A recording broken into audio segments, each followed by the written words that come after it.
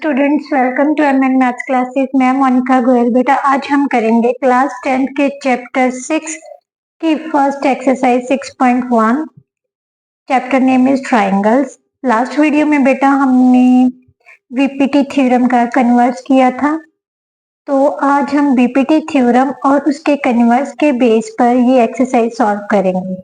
Right, चलिए start करते हैं बेटा क्वेश्चन नंबर 1 से। बट क्वेश्चन स्टार्ट करने से पहले अगर आप मेरे चैनल पर नए हो और अभी तक आपने मेरे चैनल को सब्सक्राइब नहीं किया तो प्लीज मेरे चैनल को सब्सक्राइब कर लीजिए और बेल आइकन को प्रेस करना मत भूलिए। चलिए अब स्टार्ट करते हैं क्वेश्चन नंबर 1 से। बेटा क्वेश्चन नंबर 1 में क्या दिया हुआ है? Fill in the blanks using the correct word given in the brackets. जो हमें ब्रैकेट्स में दो वर्ड्स दिए हुए हैं उनमें से जो करेक्ट वर्ड है वो यूज करके ये जो फिलअप्स है वो हमने कंप्लीट करनी है। Right, all circles are congruent और सिमिलर। बेटा जो इंट्रोडक्शन वीडियो थी मैंने उसमें आपको बताया था कॉन्ग्रुएंट फिगर्स कौन सी होती है। कॉन्ग्रुएंट फिगर्स जिनमें शेप और साइज दोनों सेम होंगे। राइट, जैसे दो सर्कल्स हैं, ये दोनों सर्कल्स देखने में क्या है? सिमिलर है। इसका मतलब ये सेम लग रहे हैं तो शेप तो दोनों की सेम है तो सिमिलर हो गई। बट अगर इनका साइज भी सेम हो जाए तो क्या होंगे? कॉन्ग्रुएंट। साइज कैसे होंगे? अगर इनका रेडियस सेम होगा। अब उसने पूछा है ऑल सर्कल्स आर, इसका मतलब सभी सर्कल्स चाहे छोटे हैं चाहे बड़े हैं तो वो क्या होंगे? सिमिलर होंगे, क्योंकि उन्होंने साइज नहीं बताया। अगर उन्होंने बोला होता all circles are of radius 4 centimetre 6 centimetre are, then we can say that congruent. But यहाँ पर उसने ऑल सर्कल्स बोल दिया, कोई साइज नहीं दिया हुआ है, तो इसका मतलब क्या है? ये सिमिलर है। Right, similar. सेकेंड क्वेश्चन में क्या है? ऑल स्क्वायर्स आर, सारी स्क्वायर्स क्या होती हैं? सिमिलर होती हैं। क्यों होती है बेटा?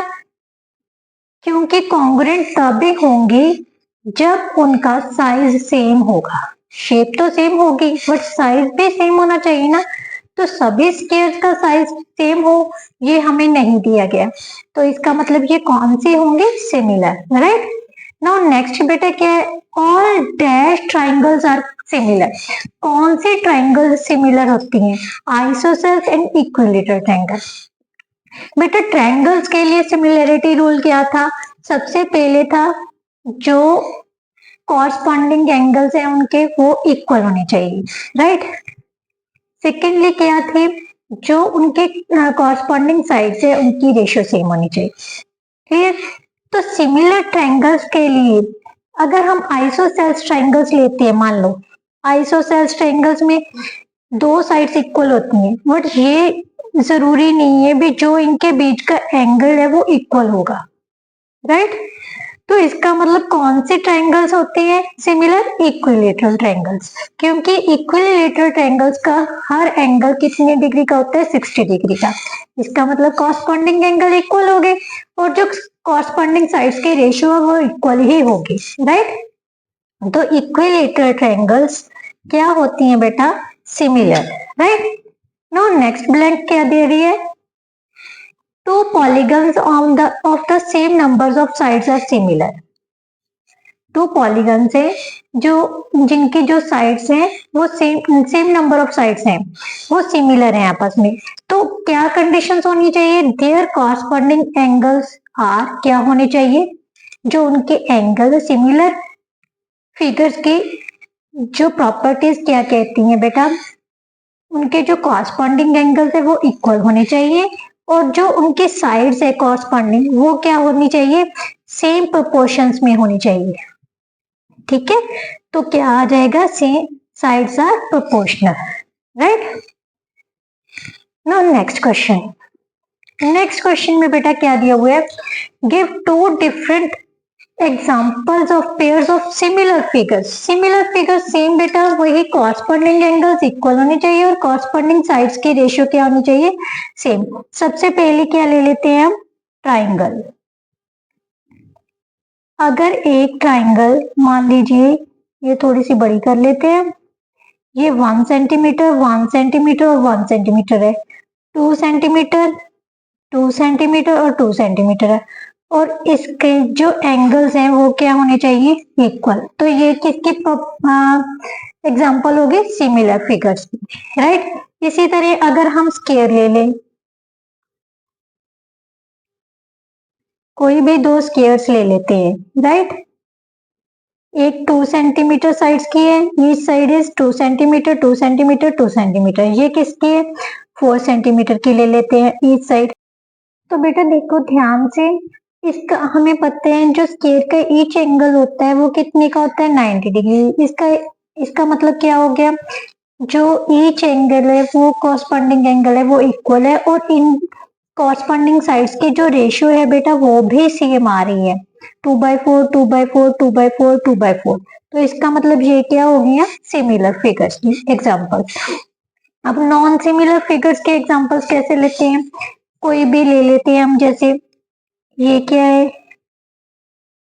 ये कोई रोम्बस ले लेते हैं, ठीक है। रोम्बस हम ले लेते हैं 4 सेंटीमीटर 4 सेंटीमीटर 4 सेंटीमीटर 4 सेंटीमीटर, और एक ले लेते हैं स्केयर, राइट। स्केयर की ईच साइड हम ले लेते हैं 8 सेंटीमीटर 8 सेंटीमीटर 8 सेंटीमीटर 8 सेंटीमीटर। अब रोम्बस जो है बेटा साइड्स तो इक्वल है, इनकी रेशियो तो इक्वल होगी, ये 4/8 4/8 4/8 4/8।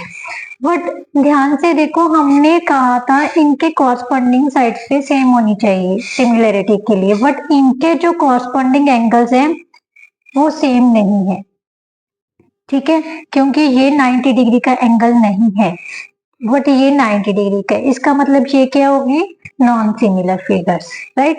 इसी तरह से आप एक और एग्जांपल कोई भी ले सकते हो,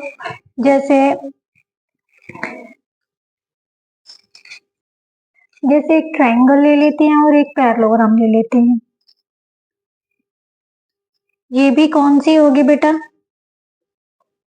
ABCPQRS। ये भी क्या है, एक नॉन सिमिलर फिगर्स की एग्जांपल है, right. No next and last question of this exercise क्या कहता है बेटा, whether the following quadrilaterals are similar or not। ध्यान से देखिए, अभी मैंने एक एग्जांपल दी थी रोम्बस और स्केयर की, ये वही एग्जांपल है। वो कहते क्या ये क्वाड्रिलेटरल्स जो हैं वो सिमिलर हैं या नहीं है, नहीं है। क्यों, क्योंकि इनके साइड्स की रेशियो तो सेम है, बट क्या सेम नहीं है, कॉरस्पॉन्डिंग एंगल। सो हम रीजन क्या देंगे, the sides of quadrilateral, the sides of quadrilateral PQRS and ABCD are in the same ratio, but the corresponding angles of the quadrilaterals